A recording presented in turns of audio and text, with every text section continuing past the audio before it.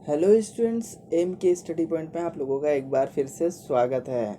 Students, आज जैसे कि आप लोग देख सकते हैं, आप लोगों ने टाइटल देख ही लिया होगा, हिंदी साहित्य का इतिहास।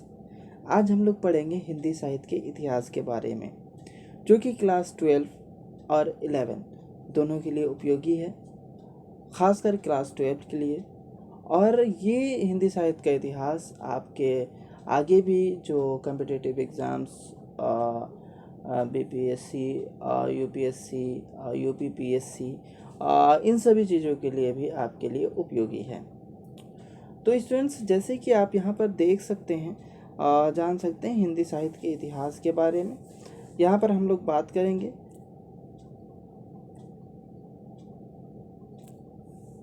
हिंदी साहित्य के जो इतिहास है उसके बारे में। दूसरी सबसे बड़ी चीज़ यहाँ पर ये देख लेते हैं कि हिंदी साहित्य के इतिहास और हिंदी भाषा का इतिहास, ये दोनों अलग है। हिंदी साहित्य का इतिहास और हिंदी भाषा का इतिहास दोनों बहुत ही अंतर है, दोनों बहुत ही फ़र्क है दोनों में।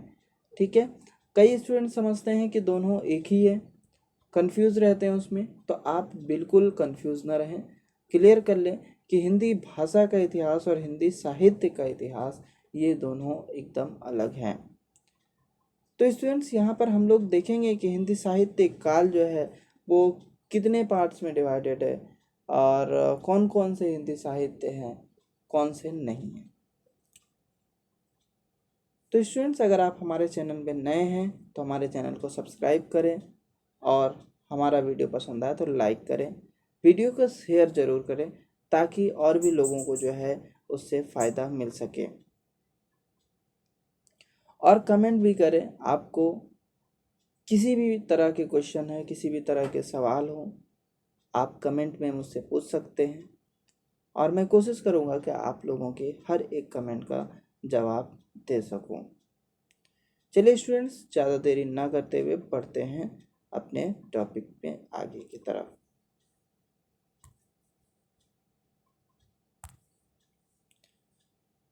जैसे कि स्टूडेंट्स यहाँ पर आपको दिख रहा है कि हिंदी साहित्य का इतिहास, हिंदी साहित्य का इतिहास मुख्यतः जो है 4 भागों में बांटा गया है।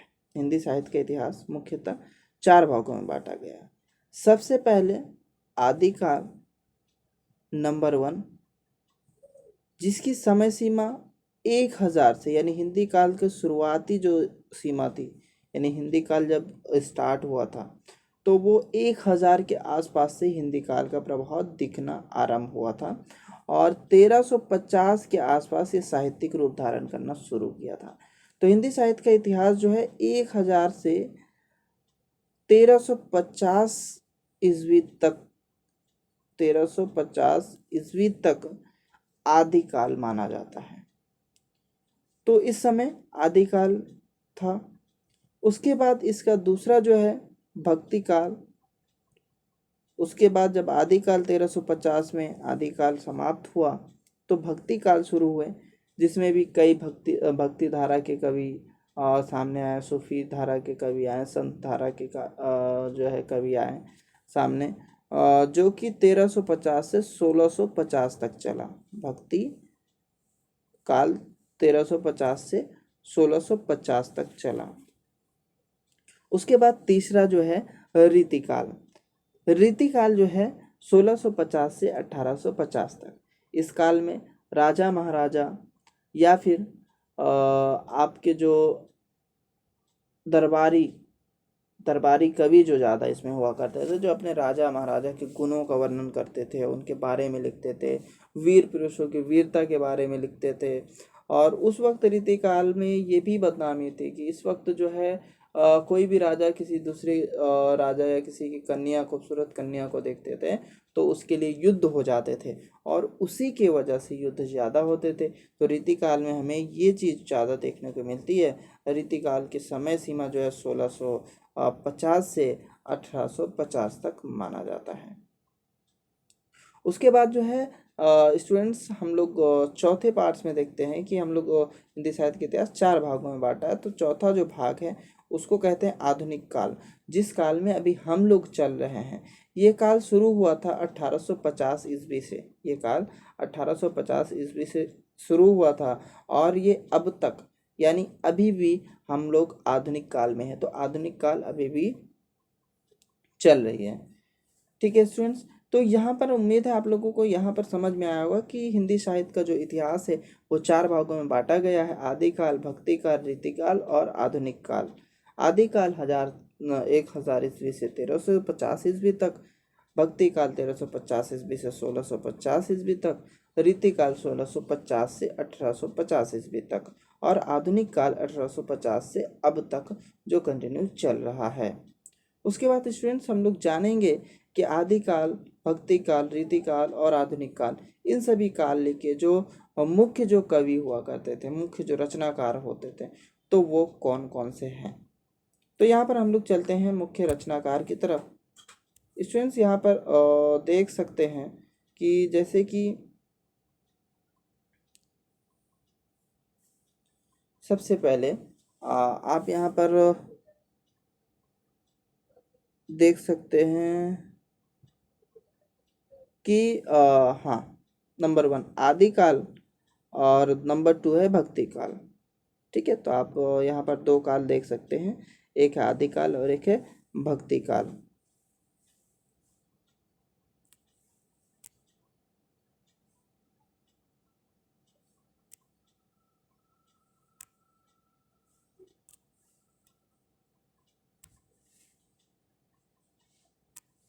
ओके स्टूडेंट्स, तो यहाँ पर देख सकते हैं आदिकाल। सबसे पहले आदिकाल में जो कुछ कवि हैं वो कौन कौन से कवि हैं आप यहाँ पर देख सकते हैं। पृथ्वीराज रासो यानी पृथ्वीराज चौहान जो थे, उन पर लिखी गई जो पुस्तक पृथ्वीराज रासो, वो उसके बारे में आपको पढ़ना है। तो दूसरे फिर जो है विद्यापति जी और फिर अमीर खुसरो, ये भी इनको भी नहीं भूल सकते हम लोग, क्योंकि ये आदिकाल के प्रमुख कवि माने जाते हैं। और उसके बाद जो है भक्ति काल जैसे ही शुरू होता है, तो भक्ति काल के जो कवि हैं उसमें जो है कबीरदास जी हैं, और कबीरदास जो हैं वो संत काव्य धारा के कवि थे। उसके बाद जायसी, है ना, जो है जायसी जो है मोहम्मद जायसी जो थे, वो एक सूफी काव्य धारा के कवि थे। फिर सूरदास जी है जो कृष्ण भक्ति काव्य धारा के कवि, और तुलसीदास जी जो राम भक्ति काव्य धारा के कवि थे। तो ये 4 आपके हो गए भक्ति जो है काव्य धारा के, ठीक है, भक्ति काल के कवि हो गए। उसके बाद स्टूडेंट्स यहाँ पर जो है आगे हम लोग देखते हैं जो रीतिकाल और आधुनिक काल, यहाँ पर 2 काल और हैं। तो रीतिकाल के जो प्रमुख कवि हैं वो कौन कौन से हैं, रीतिकाल के जो प्रमुख कवि हैं वो कौन कौन से हैं। पहले जो कवि है वो है बिहारी लाल जी, जो रीतिकाल के प्रमुख कवि है, जो दरबारी मतलब राजाओं और योद्धा इन सभी चीज़ों के बारे में ज़्यादा लिखते थे। और फिर है घना आनंद, जिसमें प्यार, प्रेम, इन सारे चीज़ को भी जो है अधिकता मिलती है। तो ये सारा चीज़ जो घनानंद और बिहारी जो रीतिकाल के कवि थे। और फिर आधुनिक काल में जो है हम लोग यहाँ पर देख सकते हैं, आधुनिक काल में क्या भारतेंदु जी थे, जिनके नाम से भारतेंदु युग है। द्विवेदी जी, जो द्विवेदी युग है, छायावाद है, फिर प्रगतिवाद है और फिर प्रयोगवाद है। तो ये सारा चीज़ हम लोग जो है आधुनिक काल में पढ़ेंगे, और इसका भी डिटेल्स हम लोग आगे वीडियो में पढ़ेंगे। लेकिन अगर आपको डिटेल्स चाहिए इसके, तो स्टूडेंट्स आप लोग कमेंट जरूर करें कि आधुनिक काल पर भारतेंदु, द्विवेदी और छायावाद और प्रगतिवाद और प्रयोगवाद, इन सभी पर हम एक डिटेल्स वीडियो आप लोगों को पहुंचा सकें। तो कमेंट आप ज़रूर करें, वीडियो को लाइक करें और शेयर करें। ओके स्टूडेंट्स, आज के लिए इतना काफ़ी है, और आगे फिर जो है हम लोग नई वीडियो के साथ मिलेंगे। ओके स्टूडेंट्स, धन्यवाद।